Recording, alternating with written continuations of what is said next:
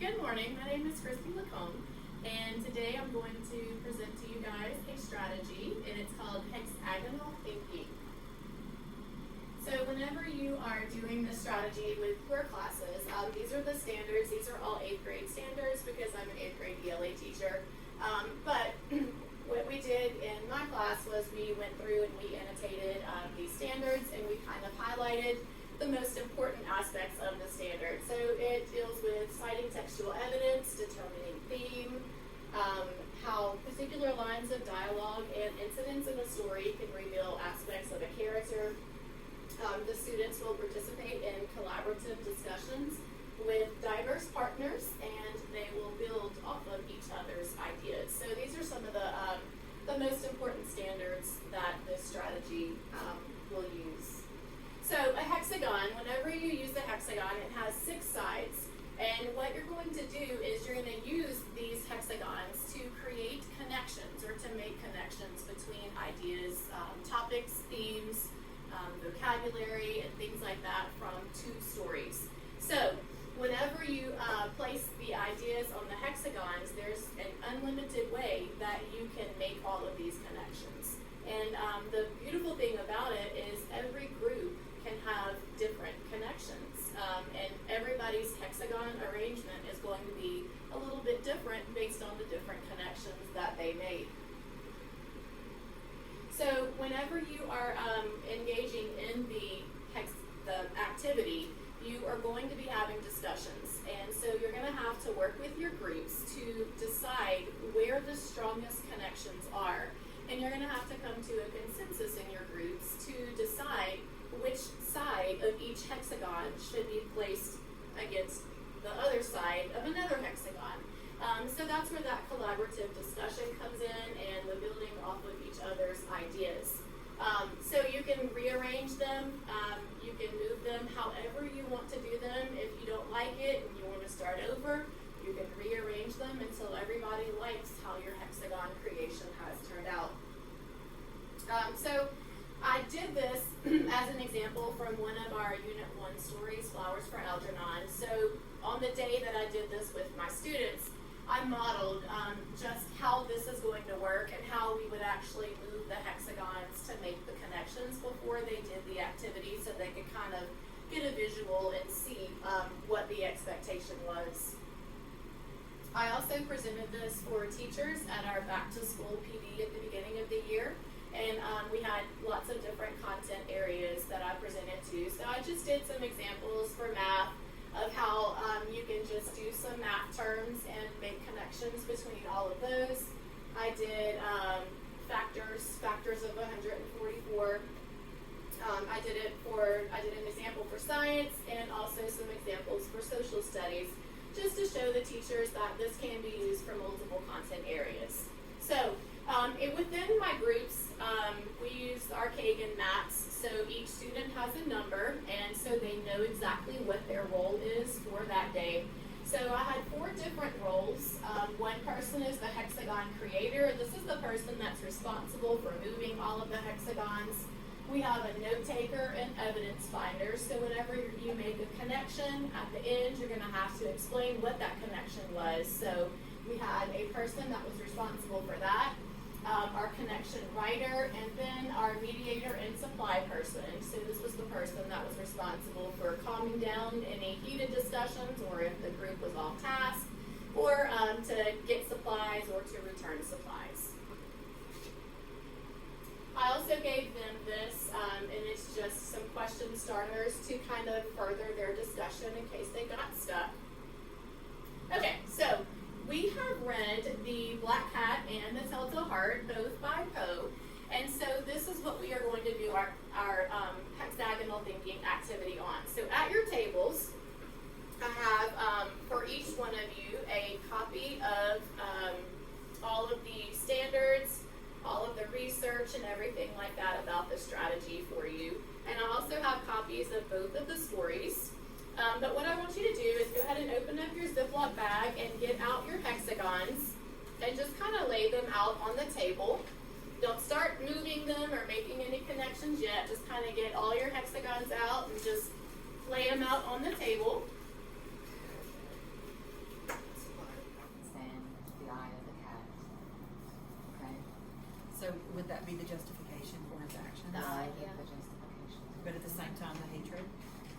Yeah. hatred for the I The and I the and justification. the yelling so together.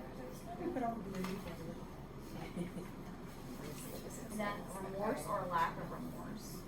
So I don't think there was lack of remorse. let's hold up on that one. Because Yeah. I'm not sure. Okay, so the mental health makes me think of insanity. Yeah. Because I don't think any normal person would want to kill Yeah. someone for their eye. Do you agree with that? I agree. So we could put that, touch narrator and mental health. Yeah, because the one in the black cat was drinking too. Okay, so that we did the Justification. Yeah. Because he was mentally insane. justification for actions, insane narrator. Okay. Oh, yeah. And Well, that one's Well, remorse or the lack lack of. of, and I think it was lack of remorse For for him. black cat. For, Oh, remorse. I'm thinking. Yeah, I don't think- remorse. He just had guilt, but that's not the same. Could we add that word? Could we add guilt? Yeah. we could add guilt. And I think he was, I mean, I think maybe till the heart, he felt guilt, that's when he was hearing the heartbeat. But it Okay, might- so I just wanted to remind you, you do have those blank tiles if you need to use them. However, if you don't need to use them, you do not have to have them. So now that you've got your hexagons all together, my number 3 person, if you look back at your roll paper, my number 3 person, you are the connection writer.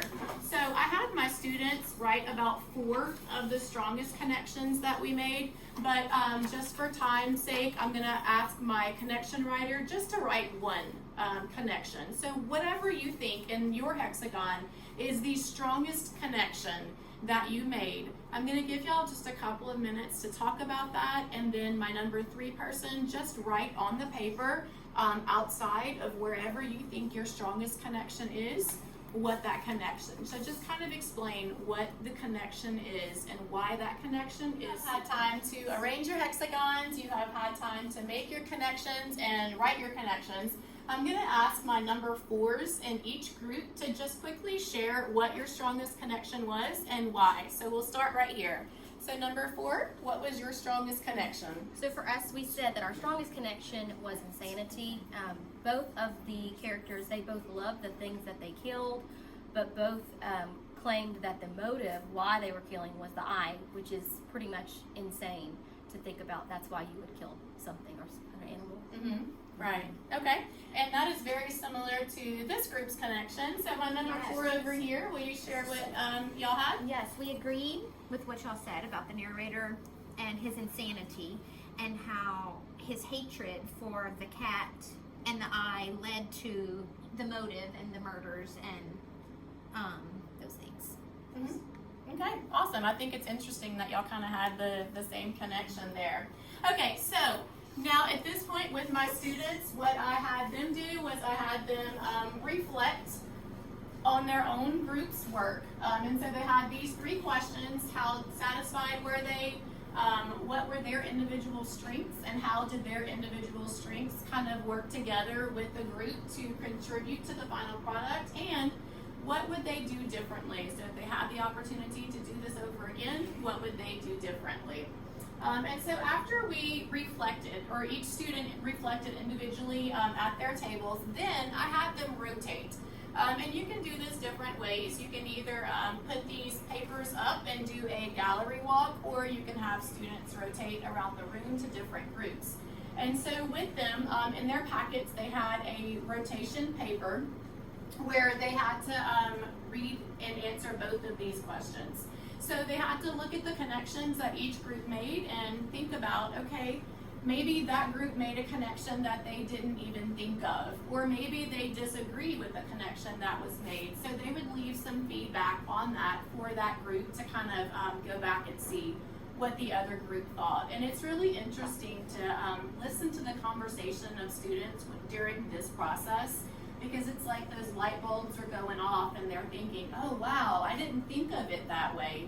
And so that's why I think this is really, really beneficial.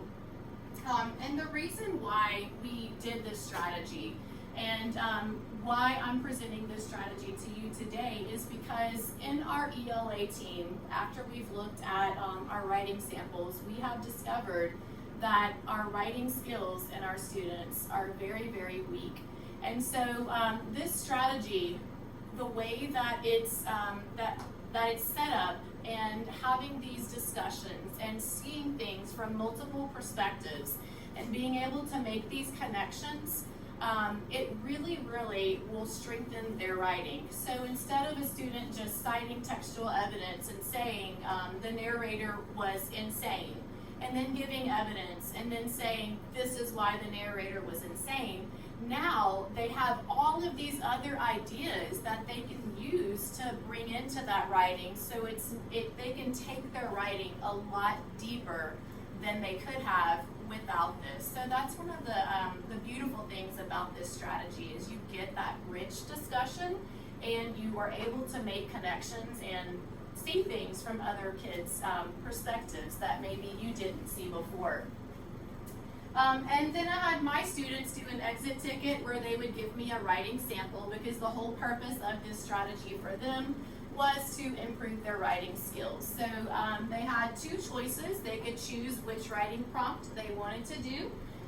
Either how Poe's use of dramatic irony helped create suspense in both stories, or about the unreliability of the narrator. So they were able to choose this, and they had to do claim, evidence, reasoning, evidence, and reasoning. So this was their exit ticket. But today for you guys, I have a different exit ticket for you. And so my question for you is, we did this today for the purpose of improving writing skills in ELA. But what I want you to do is I want you to think to yourselves for just a minute, what other ways can this strategy be used? How can you use this in your classroom? And also, how can this be used in other content areas besides ELA? So now that you've had some time to think to yourself of how this can be used in your classroom and in other contents, I'm going to have you share. So, Ms. Laborde, what were you thinking? I just was thinking that this would be useful to use with LEAP coming up, that we could do some hexagonal things with our LEAP documents that we're, practice tests, and to increase their reasoning. It would be a good practice before they take the actual LEAP test. Right, and that's the writing component that our students are so weak in, is the reasoning. They're good at citing evidence, but when it comes to supporting that evidence with reasoning, that's where they are weak. So I really like that you think you can use this for that. Okay, Ms. That's Busby? kind of what I was thinking, building off of that as a special education teacher, and even any struggling learners. This kind of gives them a little word bank of those reasonings, so they don't feel so alone when they go to do their writing. They've kind of got that built-in set of wordage that they can use when they go to do their independent writing. And then for social studies, when they come into CMC, they do a lot of the DBQ writings, and so they're looking at those historical documents and a lot of historical figures, and so you're bringing up lots of characterization in that, so I can see lots of words that could connect with that too on those DBQ assignments. Yeah, and I know that social studies and the DBQs, they're so related to ELA, so I think that it would work well with both of them. And then Ms. Ardwan, you had something about math? Okay, so for math, you can have it to where there's equations written on each, and then students would have to, as a group, solve the equations, and then when they would get an answer or a solution that equals a certain number, what it connects to should be an equivalent equation. You could also do it on a lower level for younger students or special education students that need to work on math skills, where 2 plus 2 equals 4, but 2 times 2 equals 4, where your math facts can cross over between multiplication and division, subtraction and addition, being forwards and backwards, to make a big math connection. That's really good. I like that idea. Okay. All right. Well, thank you for participating today. I hope that you enjoyed this strategy, and I can't wait to hear about how you use this in your classroom. So I challenge you over the next week or two to use this in your classroom, and then we will meet back and discuss how it went. And